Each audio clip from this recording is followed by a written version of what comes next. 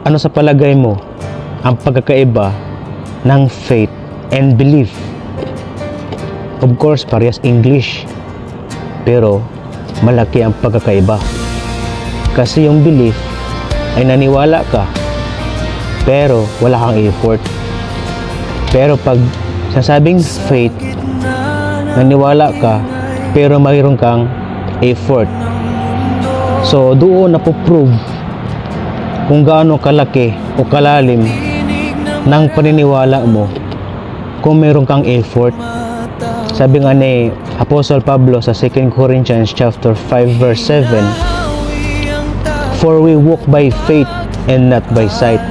So, pinapatunayan na Apostle Pablo na hindi tayo nagdidepende sa anumang atin nakikita para magkaroon tayo ng faith. Ang faith ay nagpapatunay na kahit hindi mo nakikita, naniniwala ka. By faith, tayo ay nabubuhay kay Kristo dahil sa ating pananampalataya sa Kanya. So yun yung tutukoy ni Apostol Pablo, "For we walk by faith and not by sight." Alam nyo, paano ba mapuprove ang pananampalataya natin? Ang pananampalataya ay napuprove yan sa mga mabubuting gawa natin na ayon sa kalooban ni Kristo. Ang pananampalataya, napuprove at napapatunayan natin ang pananampalataya sa pamagitan ng ating mga mabubuting gawa, na kahit anumang pagsubok na dumating sa buhay natin, problemang nakakalugmok ng buhay natin, problemang akala natin ay lubog na tayo at hindi na makaahon, doon sa senaryong yon natin napuprove kung gaano kalaki ang ating pananampalataya sa Diyos. Ang pananampalataya ay kung gaano man kalaki ang problema ang dumating sa buhay natin, ay hindi tayo mapapatinag. Dahil doon napuprove kung gaano katibay o kalakas ang ating pananampalataya sa Diyos. So mga kaibigan, kasama, kapatid, kadugo, mga kaibigan,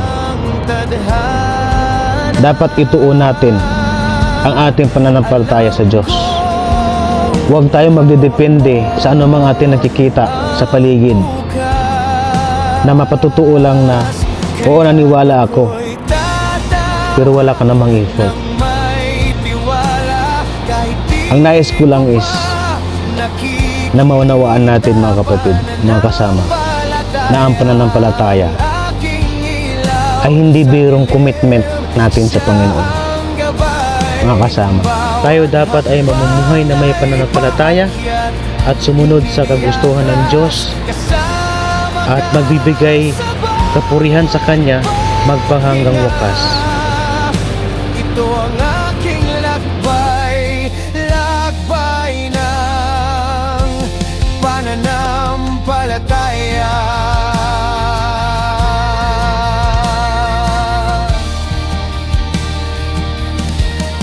Sa bawat pagsubok may lihim na biyaya, sa bawat tanong sagot ay pag-ibig niya.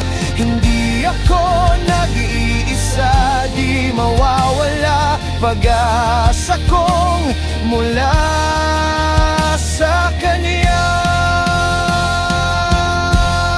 Kaya't ako'y tatahak ng may tiwala, sa puso'y buhay ang pag-asa, pananampalataya ang aking ilaw at sa Kanya ako'y payapa.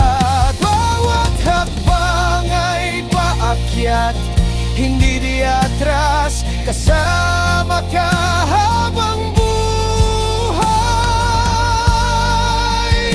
Ito ang aking lakbay, lakbay ng pananampalataya.